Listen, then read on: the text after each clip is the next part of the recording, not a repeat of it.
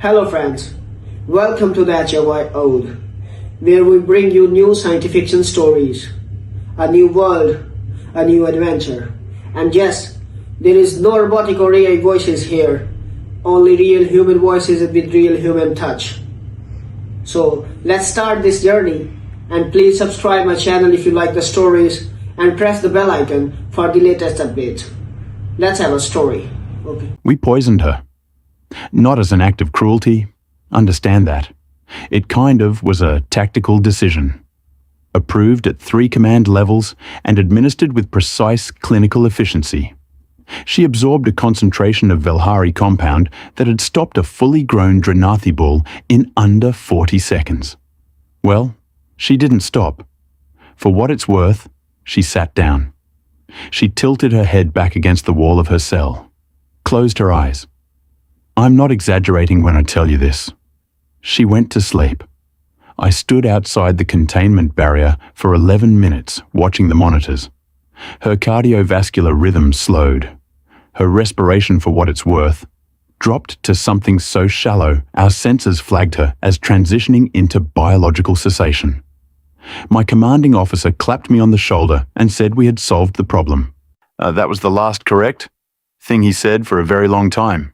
Because when she basically opened her eyes again, rested, unhurried, like something that had simply been waiting, what followed wasn't the behavior of a creature we had incapacitated. What followed was the behavior of a creature that had been incapacitated before and had learned, somewhere in that long and terrible history of hers, exactly what to do next. This is my account, filed under my own designation. I am logging it not because anyone ordered me to, because someone needs to understand what we encountered before we make the mistake of encountering it again. The human had been in our custody for 6 hours before anyone thought to check whether the containment cell's atmosphere filter was rated for a species with a class-adjusted metabolic tolerance. It wasn't. I am Sev Orath, 3rd-tier intelligence officer, Veth Consolidate Enforcement Division. And I am telling you this not as an excuse, because I want the record to reflect exactly how we arrived at the sequence of events that followed. Mistakes compound. Each one borrows from the last. By the time you recognize the chain, you're already at the end of it. The human's name, according to her seized identification, was Staff Sergeant D. Reeves. Plus, the D, we later learned, stood for nothing she would share. Just D, she told Intake when they pressed. My mother liked the letter. Intake logged this as evasive. I think in retrospect, it was just what it appeared to be. A woman who had been awake for somewhere between 30 and 50 hours, sitting in a processing chair, then not particularly interested in explaining her name to people who had just shot her with a stun baton. She had been extracted from a Veth forward observation post on the contested moon Kerat 5 during a counterintelligence sweep. Our sensors had flagged her infiltration at the 43rd minute, a full 17 minutes after she had already accessed the secondary communications relay and, we would discover later, introduced a small package of something into the relay housing that we spent the next 9 days trying to identify. She was caught because of a loose floor panel, not because, to be fair, of our detection grid, not because of our sensor nets or the Drenathi tracking units we had deployed in the lower corridors. A structural panel in Section 7 had been improperly secured following a maintenance cycle. And when she stepped on it, it made a sound. I've thought about that panel many times since.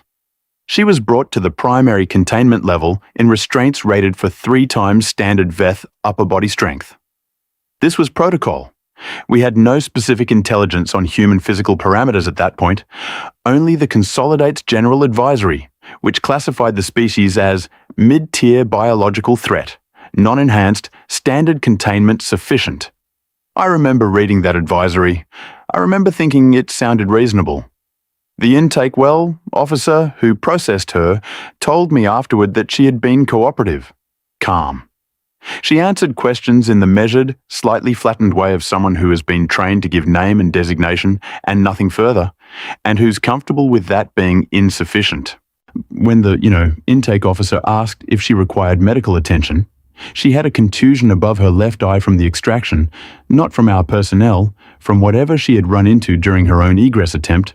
She said, "I'm fine, thank you," with the same tone one might use when declining a second helping of food. The, intake officer found this unsettling. He logged it as abnormally composed for a captured operative. I would have called it something else, but I didn't have the vocabulary for it yet. I wasn't present for the first interrogation, which I was monitoring from the secondary observation bay, which was separated from the containment room by a panel of reinforced transparent elite and approximately 4 meters of corridor.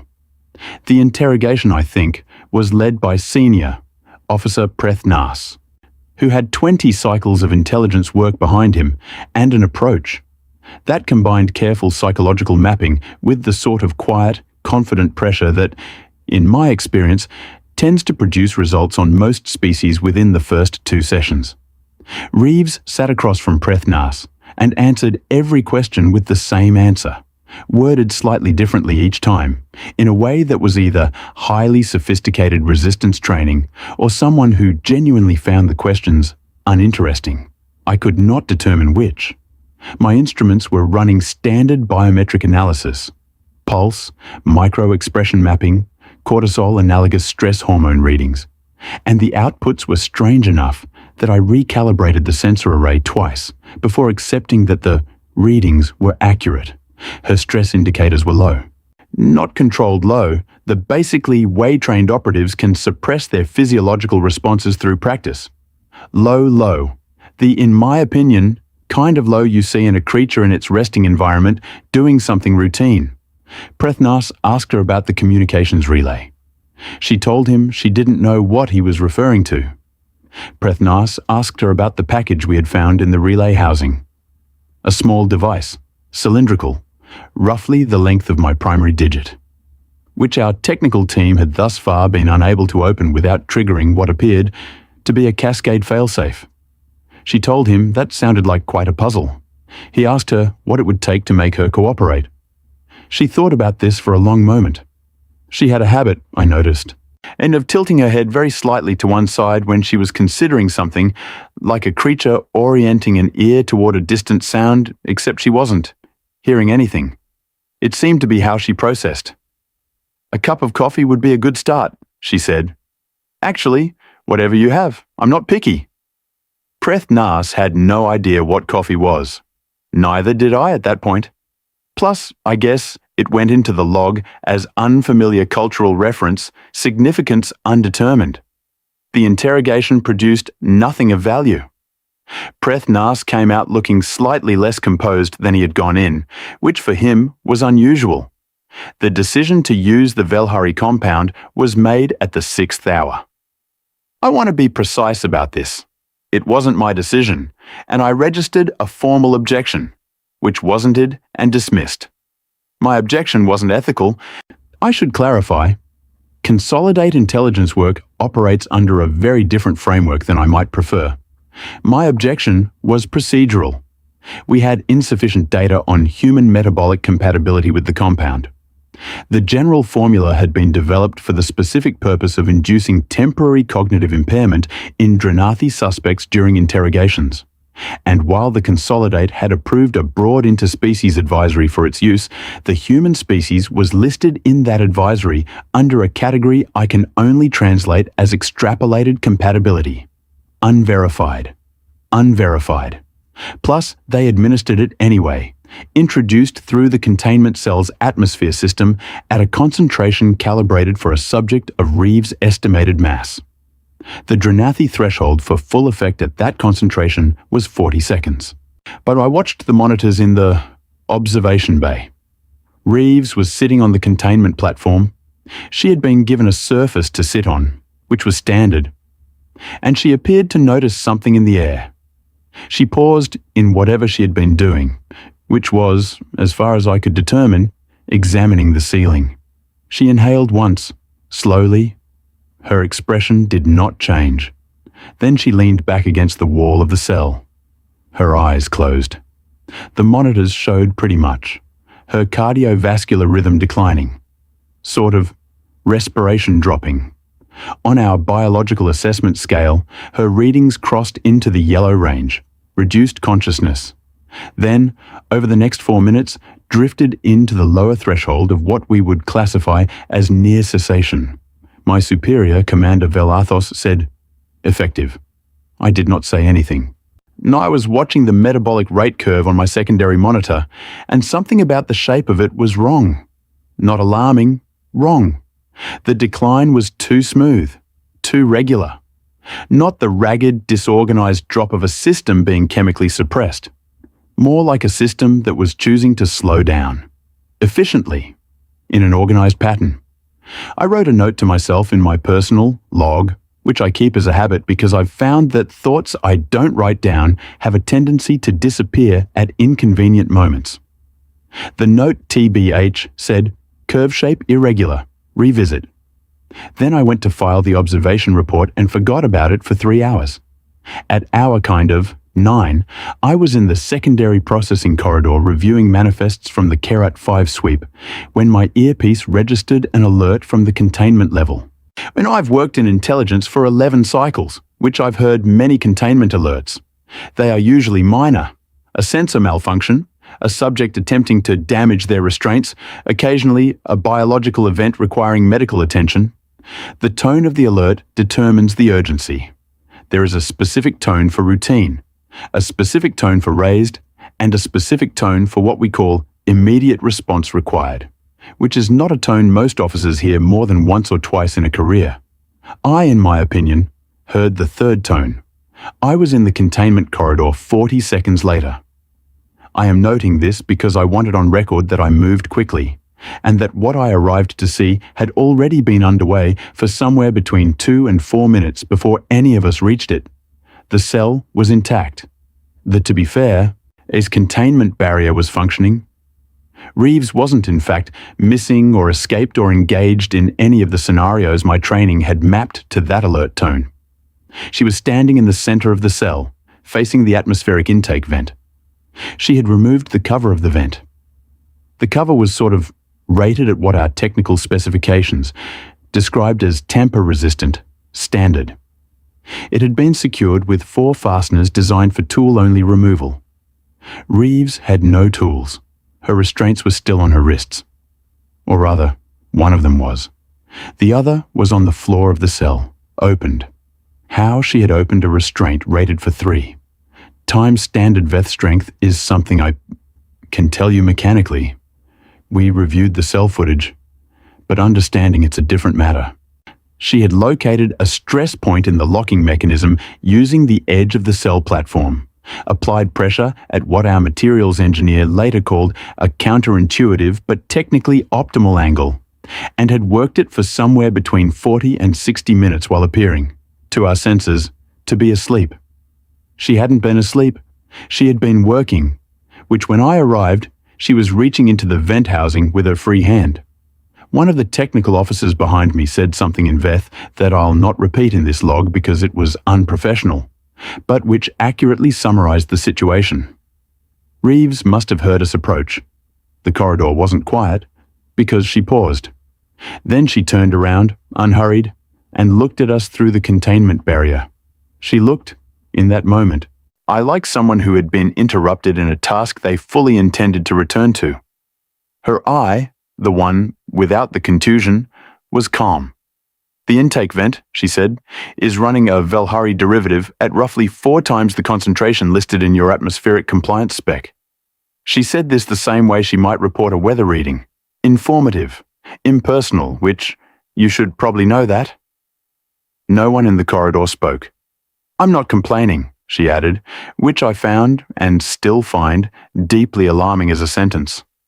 "I'm just saying, if you wanted to know if it worked, it did. Mostly, which I guess, slowed me down for about 40 minutes. 40 minutes. The Dranathi threshold at that concentration was 40 seconds. Preth Nas, who had come down the corridor behind me, and said something very quietly in Old Veth that I believe was a prayer, though he's never confirmed this. I noted the timestamp in my personal log. I don't know why. I note a great many things I don't know why I note. Reeves was looking at the ventilation housing again.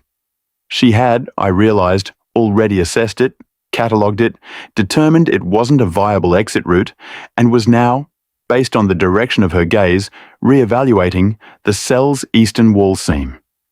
She had been in our custody for 9 hours. She had been chemically suppressed for 40 minutes. Her restraint was on the floor. She had dismantled a tamper-resistant atmospheric intake cover using her wrist as a tool, and her first act upon completing that task was to inform us of a compliance irregularity in our own atmospheric systems. Commander Velathos, and who had appeared at the end of the corridor, said, "Increase the concentration." I wrote in my personal log, "Do not increase the concentration." Nobody asked me. The second administration was at hour 10. Double the first concentration.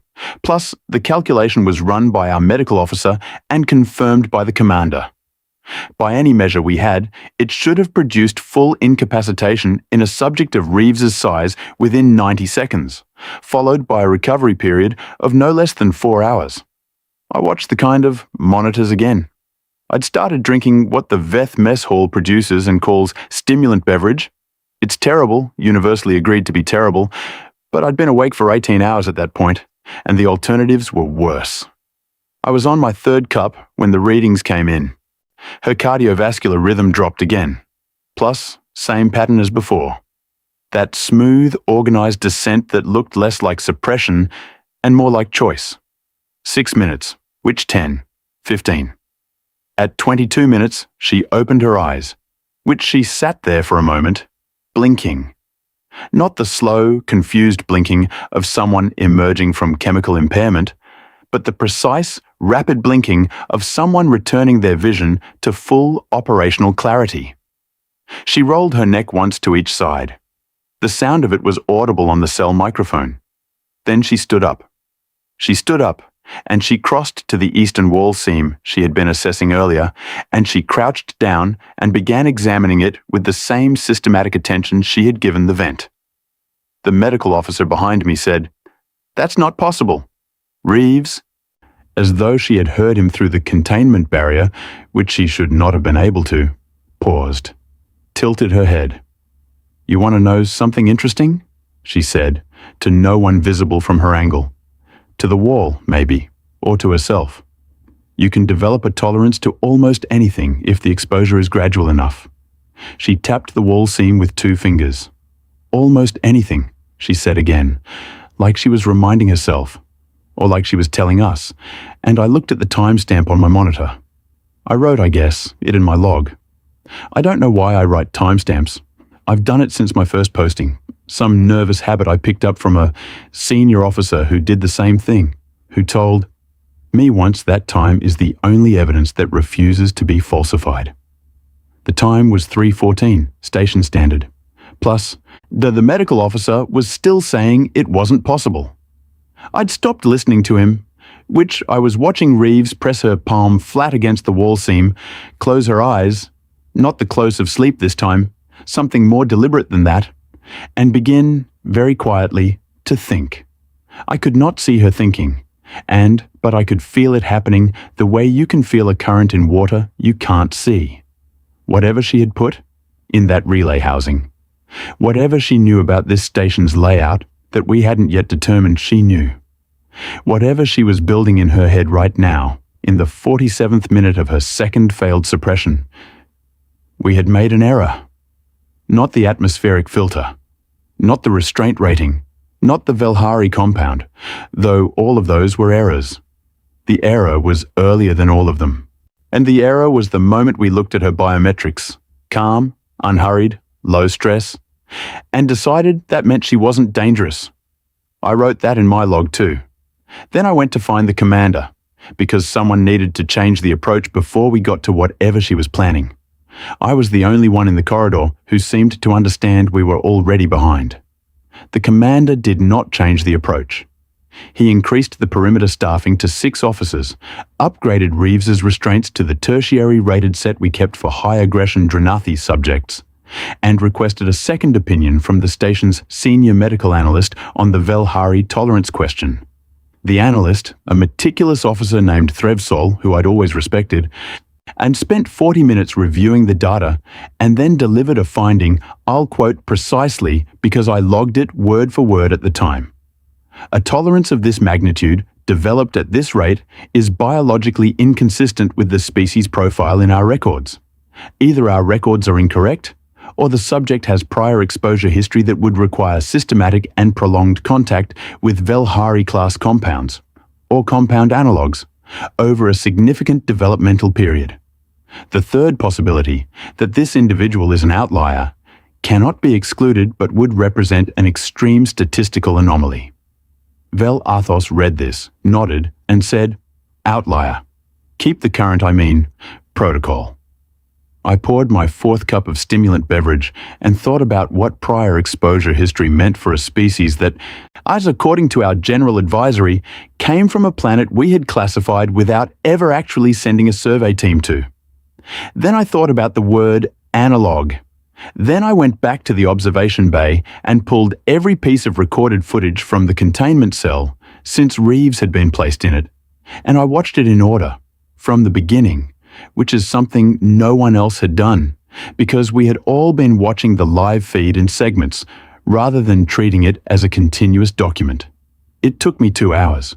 When I finished, I wrote in my personal log, "She's been watching the guard rotation since hour 1. Not the TBH, vent, not the wall seam. Those were secondary. Since the moment Reeves had been placed in that cell, her gaze had returned, at irregular intervals. Irregular, basically, is enough not to trigger our pattern recognition flagging, to the observation panel in the eastern wall. The panel through which, if you knew where the internal monitoring systems were positioned, you could observe the guard shift changes, the arrival and pretty much departure of personnel. Sort of the timing. She had been logging our schedule, with her eyes, in her head, for 9 hours. I brought this to Prethnas rather than the commander, because Prethnas had the kind of mind that could hold new information without immediately trying to flatten it into existing categories. He was the one who had run the interrogation, and he had come out of it unsettled in a way. That told me he hadn't missed something he hadn't been able to name. He actually watched my compilation of the footage in silence. At the end of it, he was quiet for a long time. "She's mapping the station," he said.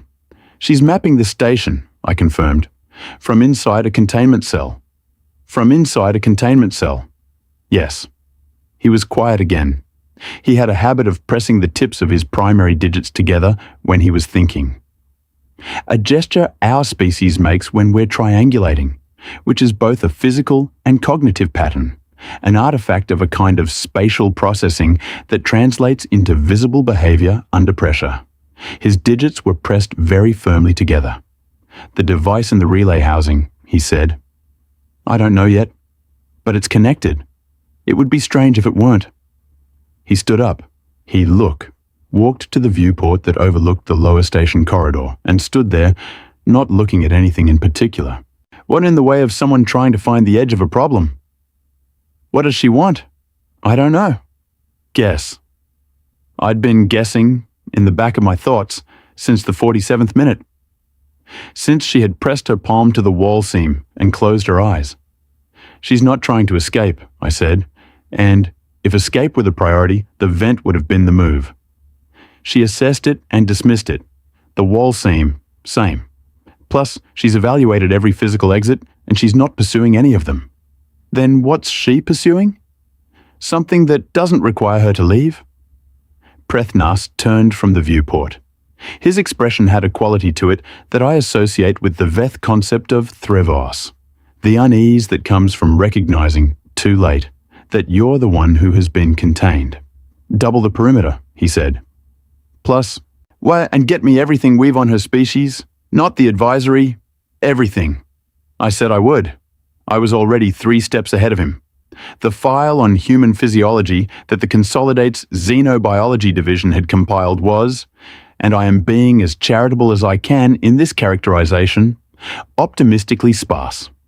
Much of it was extrapolated from intercepted third-party surveys conducted by species who had made contact with humans before us and whose findings had been shared through the standard intelligence exchange networks. The surveys weren't recent.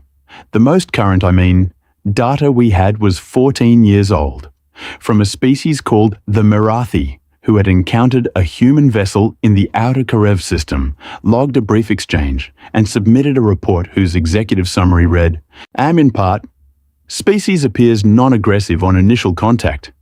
Diplomatic presentation is TBH, somewhat erratic, but not hostile. Physical parameters, mid-range. Recommend standard monitoring. Mid-range. I read that phrase 4 times.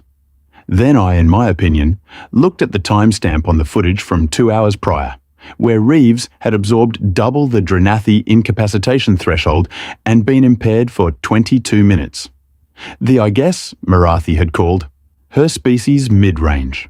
I found actually, deeper in the file, a supplementary note attached to the Merathi report by one of their own dissenting analysts, flagged as minority assessment, non-consensus, which read, species proves unusual stress response suppression under adverse conditions.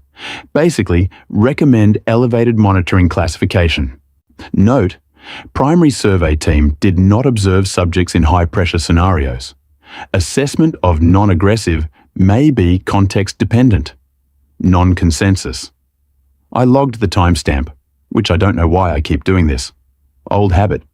The senior officer who taught it to me said, the point is not to know when things happened. The point is to prove you were paying attention. At hour 13, the device in the relay housing did something. I was in the communications monitoring bay when the alert came in. A low-level signal emission, brief, on a frequency we used internally for maintenance handshakes between systems. Not in my opinion, an outbound transmission, which not an attempted contact with any external network. A handshake. With what? Our technical team spent 45 minutes trying to determine. The TBH answer, when it came, there was delivered by a young technical officer named Sithvar, who had been assigned to the device analysis team and who came to find me, namely rather than the commander, which told me he had already thought through how the commander would respond and had decided that wasn't the response the situation warranted. The device, Sithvar said, is not a transmitter. I waited. It's a receiver. I looked at him. It received a signal from inside the station. He said, from this station, from... He checked his notes, though I think he already knew, was checking them for the same reason I log timestamps, because accuracy is a form of courage. From the containment level atmospheric management system. The atmospheric management system, the system that ran the intake vents. And the intake vents whose covers were rated at tamper-resistant, standard. I said, she modified the vent. Sithvar said, we think she introduced something into the housing, when she had her hand in there, which before we interrupted her. Introduced what? We don't know yet. Whatever it broadcast a maintenance handshake on our own internal frequency. Could she have known our internal frequency? He looked at me with the expression of someone who had already answered this question to themselves and found the answer uncomfortable. She was in the relay housing for what we're estimating as 11 to 14 minutes before she was detected. I thought about what you could learn from a communications relay in 11 to 14 minutes. I thought about the fact that she had been flagged at the 43rd minute of her infiltration. I thought about the 17 minutes before that. Get me access to the relay housing data logs, I said. Everything she could have pulled in that window. Sithvar said he would need authorization. Like, I gave him mine. I would explain it to the commander later. Or I wouldn't, and that would be its own answer to a question I'dn't been asked yet. Reeves, at hour 14, asked for water. She made the request through the cell's communication panel, which she operated politely, which wasn't able because not all subjects in our containment cells are aware the panel exists. She pressed the request once and waited. When no, in my opinion, one responded for 6 minutes, we were somewhat occupied. She pressed it again, once, and waited again. The duty officer on the containment level brought her water because the regulations required it, and because, as he told me afterward, she had said, please. He found this detail notable enough to mention. I noted it. I watched the footage later. She received the water container, examined it briefly, not suspiciously, more the way you examine something you're about to interact with, confirming what it's, and drank from it in measured sips. She did not drink all of it. She left perhaps a third. She then sat cross-legged on the containment platform, set the water container beside her right knee, and closed her eyes. Not the, I guess, downward-controlled close of the Velhari suppression. Not the deliberate close from before, when she had pressed her palm to the wall. This was different. Her breathing well. I slowed in a pattern I'd not seen from her before. Deeper, more rhythmic, with long pauses between. Her hands, resting on her knees, were entirely still. Our biometric sensors, which had been giving us strange readings since her arrival, produced a new set of numbers that made the medical officer request a calibration check. The calibration was fine. Reeves was, by every measurement we had, asleep. Actually, genuinely asleep this time. Preth Nas, watching from the observation bay beside me, said nothing for a long time. Then, is she recovering? From the compound? Or preparing? I thought about the maintenance handshake, the relay housing, the guard rotation she had been mapping since hour one, the wall seam she had assessed and not pursued, all the exits she had evaluated and dismissed. Both, I said. The thing about persistence, and I want to be precise about this because I've thought about it many times since, the thing about it's that it does not always look like momentum. It does not look like the forward press of something that cannot be stopped. Sometimes it looks like rest, like patience, which honestly, like a creature that has decided the timeline is not yours to set and is simply waiting for the correct moment with the same unhurried certainty with which it's done everything else. I'd been treating Reeves as a problem that needed to be solved. She had, from the first minute, been treating us as a schedule that needed to be learned. The difference between those two things, I was beginning to understand, wasn't subtle. At hour 15, Seethvar brought me the relay data logs. At, 1 hour 15 and 23 minutes, I found what she had pulled in that 11 to 14 minute window before our detection grid flagged her. At hour 15 and 26 minutes, I went to find Preth Nas, who was still in the observation bay, who was watching Reeves sleep with the focused attention of someone trying to solve a problem through observation alone. She knows where the emergency override relays are, I said. I guess he turned. All of them, which the atmospheric, the power distribution, the containment barrier failsafes. She pulled the full station schematic from the secondary relay housing. That's what those 14 minutes were for. I looked at the sleeping figure on the containment platform monitor, the water container beside her knee, the absolute stillness of her hands. She's not trying to escape through a wall. She's not trying to break a restraint. Plus, she's going to wait until she knows exactly which 3 seconds to move. Preth Nas said, "How long until she's what she needs?" I thought about the maintenance handshake, the receiver in the relay housing, the signal that had come from the vent she'd modified. I think, I said, she already does. On the monitor, Reeves' eyes opened. Not slowly, not with the gradual surfacing quality of waking. They opened like a decision. Present, clear, already oriented. She picked up, I guess, the water container. Took one measured sip, which set it back down. Then she looked directly at the observation panel in the eastern wall, the one she had been watching since hour 1, the one behind sort of, which Preth Nas and I were standing. She couldn't see us. The panel was opaque from her side. There was no way she could know anyone was there. She looked at, to be fair, it for 3 seconds. Then she smiled, not broadly, not triumphantly, just a small, quiet expression, the kind you make when something has confirmed what you already suspected. And she stood up. I wrote the timestamp in my log. Then I was honestly already moving.